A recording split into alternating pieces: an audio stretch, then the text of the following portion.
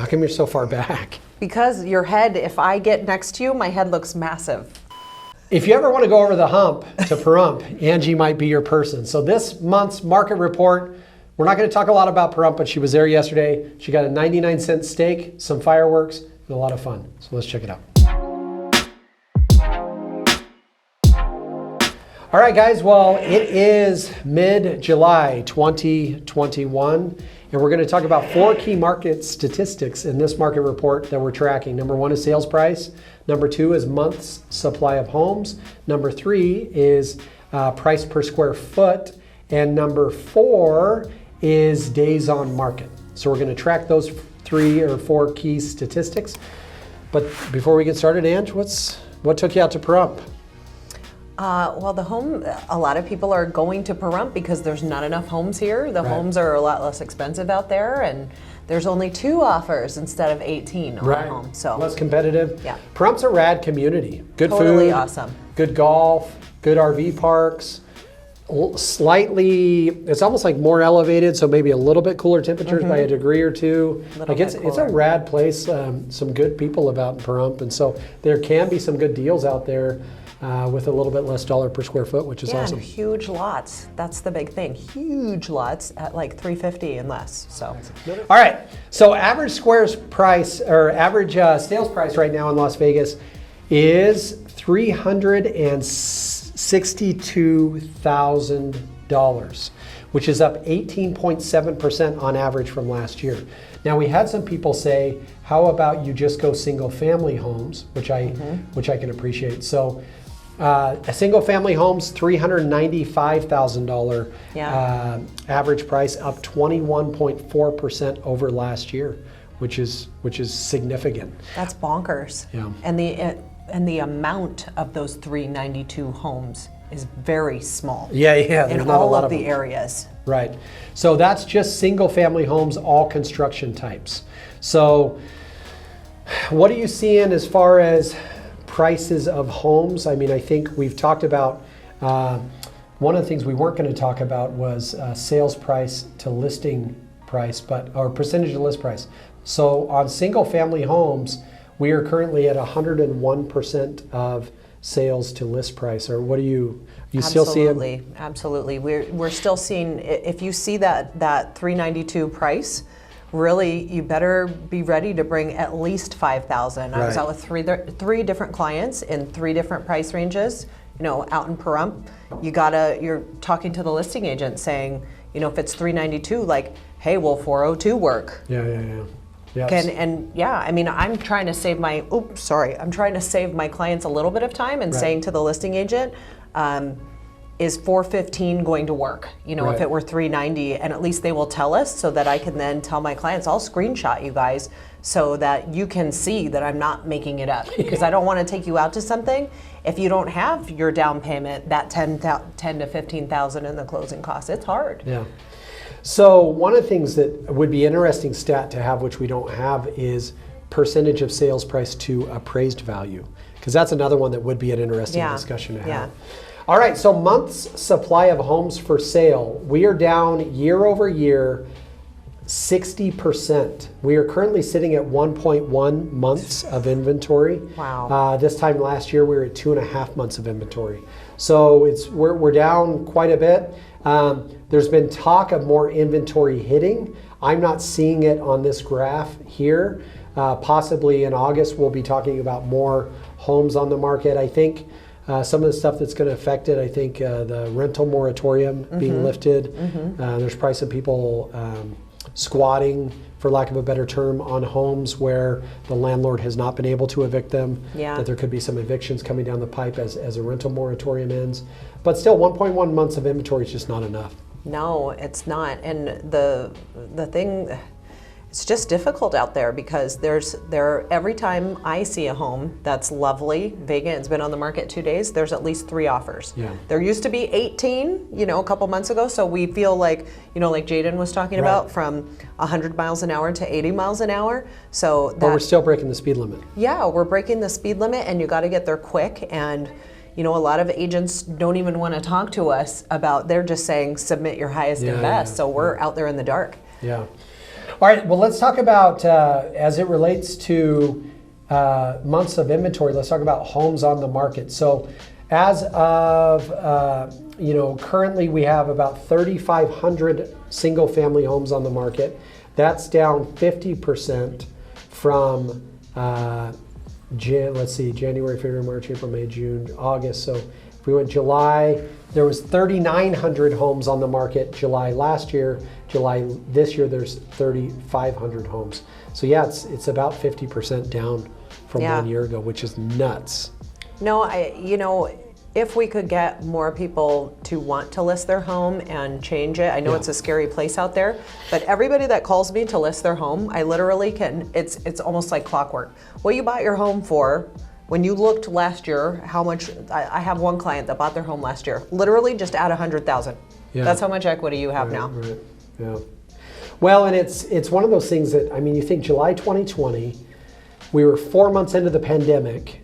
I don't know who was thinking, I'm going to sell my home at that point. Yeah. So the issue we have really is not a demand issue. It's sheerly a supply issue. There's just not enough homes. I don't know that the supply of homes is going to be flooding the market anytime soon. It'd be cool if it grew a little bit, but if our month supply, there's 3,500 homes that are going to sell in the next month, and there's 3,500 homes on the market. So we're largely dependent on some new homes, but a lot of resale properties just coming up on the market in order to keep things alive, which the good news is if you're a home seller, you've made a ton of money, and it's a great time to take advantage of that. There are still some deals out there to be had as a home buyer. They're fewer and far between. But if you're just looking for a time in which, let's say you bought a home for $400 3 years ago, it's now worth $650. It doesn't have the RV parking and maybe the pool you want. Well, you could cash out that $250,000. You can put that down on a $700,000 or $800,000 home. Your mortgage would be higher than it was before. Chances are interest rates have gotten a little bit better, so your monthly payment may not be affected at all. So it's a cool time to move up into the next purchase you want to make. For sure. There's no signs of the market. Everybody's been, I hate to say rooting for, but thinking a crash is coming. Like, there's nothing I see to think that a crash is coming. There's nothing I see to even think a slowdown is coming in the near future. And I know as far as the economic projections from builders and things like that are, 2 or 3 years of sustained growth beyond where we're at now. Yeah, and I heard a rumor. Okay. Have you heard this, that the A's are coming here? Because that's not going to give us any sort of crash. When I heard that, I was like, there's no crash happening. The only crash that happens with the A's is typically they're like playoff hopes toward the end of the year. But anyways, they got Billy Beane, and he's the GOAT. And Brad Pitt played, I don't know if you know who Brad Pitt is, but he played Billy Beane. In that movie. Yeah. So, but have you heard that? Yeah, because I that's think they're only going to drive come. our prices up more. Well, they don't want to be in Oakland, and they know that professional sports succeed in Vegas. Yeah. I'm hoping they end up putting a stadium downtown. From what I've heard, their top sites are near the Raiders Stadium. I don't know why to me, if we could put a ballpark downtown and revitalize our downtown area similar to what happened in San Diego with Petco Park, that could be rad. But anyways, so people are still flooding to Vegas. Yeah. People are still flooding to Vegas. All right, so let's talk about days on market. So the average days on market right now on the retail side is 7 days on market, which is down 68% from last year. So last year the average was 12 it'd be like 16 or 18. Now its average days on the market is 7. And now that's not from time of receiving offer. That's time of hit the market and in pending escrow. And they're leaving it on the market to get other offers. Right. So it's not like they can't get an offer in those 7 days. They're leaving it on, and then sellers are leaving it on the market until they get the deposit, so that there's still all of that interest there. Well, and a pro tip would be, if you see a home pop up in your neighborhood that you're curious about, I would imagine if you see the for sale sign, they're probably already sold. Yeah. Because the home is probably going to sell in a quicker amount of time than the home sign company could even get the sign off. Yeah, we can't get them out there fast enough. So if you're curious about your neighborhood, the best thing to do is to get with somebody like Angie. Have her get your geographic search put up so that you are alerted the second a home comes up in your neighborhood. Because if you're waiting for signs to tell you, it's probably not quick enough. Right. True that. Sweet. All right. Last but not least, I think we were going to go to price per square foot. So the average dollar per square foot in the Las Vegas Valley as of July 2021 is $214 per square Wow, foot. I was really close. I was going to say 220. So that 214 is up 24% over last year. So the funny thing is, if you owned a $400,000 home last year at 150 a square foot, which is about what it was, that $150 a square foot would make your 4,000 home worth 4,000 square foot, $600,000. Now at $214 a square foot, that same home would be closer to $850,000. Wow. So that 24% growth, I mean, I look at my home and go, man, if growing 24% over the last 12 months has made me a lot of money. So the question is, what am I going to do with that money? And so we get into conversations about refinances and buying investment properties. And if you haven't seen it yet, I did a YouTube video. It's linked right here. Troy will put it in.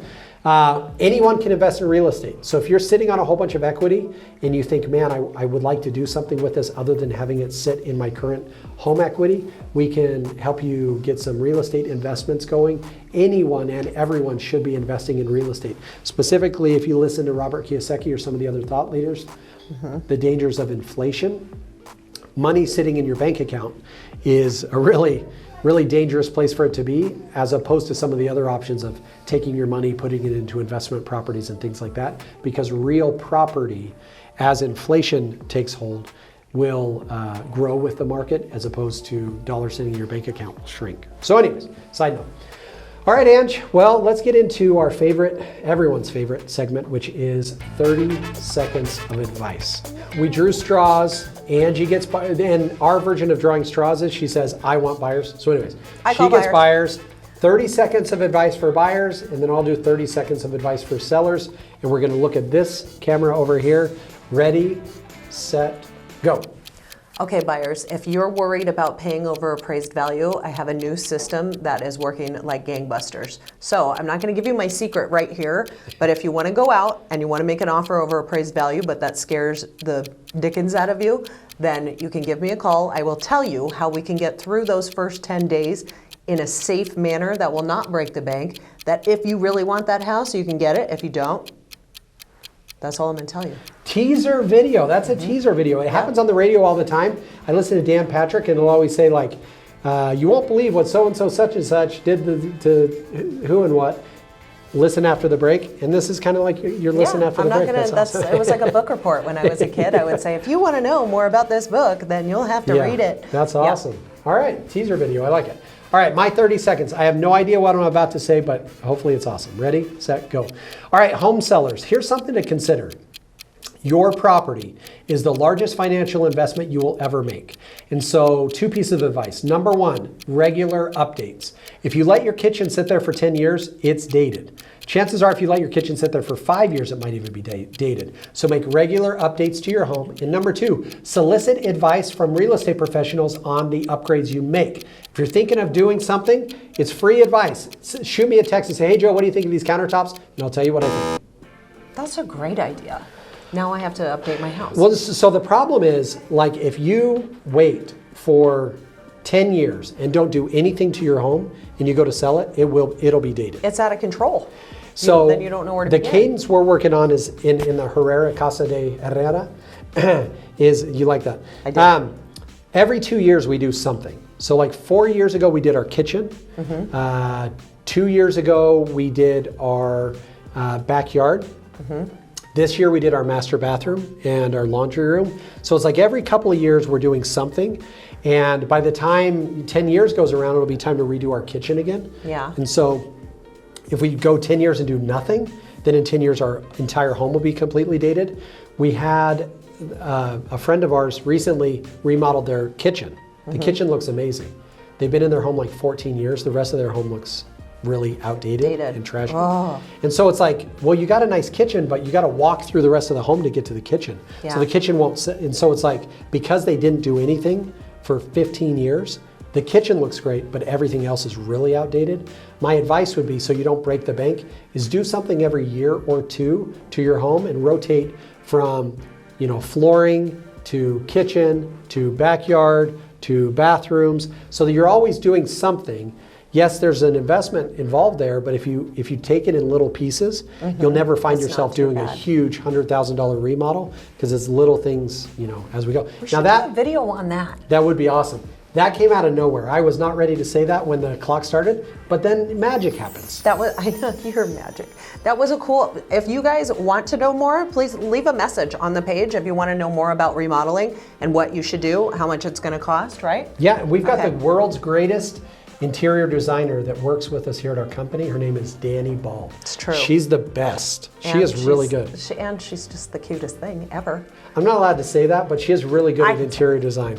Yeah. All right, guys. Well, thanks for checking out this video. If you have questions about this or any other content we put out, shoot us a text, 702-336-8500. I want Angie's buyer tip. I want Joe's remodel stuff. I want to talk to Danny. I'm curious about the market. I need to sell. I need to buy. I need a friend. Whatever it is, 702-336-8500. Thanks, Ange. Good job. Phew.